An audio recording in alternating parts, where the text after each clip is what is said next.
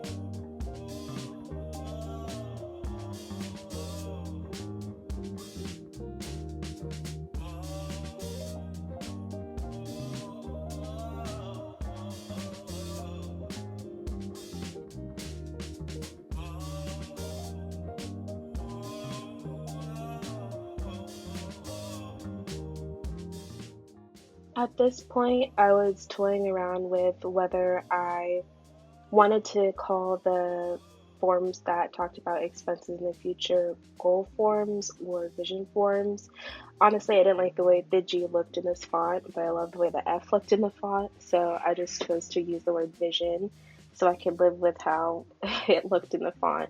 So the last two forms are called vision form. The first vision form is set for 6 months out from the day you do the initial planning, the recognizing form. And the second vision form is set for 24 months out.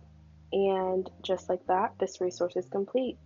Please don't hesitate to go out and check out my podcast. I'm going to put an episode on there talking through my recognizing and goal form using real numbers. Also, please check out my Teachers Pay Teachers website called Small Group Smiles. If you're interested in any teaching related products, you can check there for some of the things that I make. Thank you so much for watching this, and I'll see you in the next one.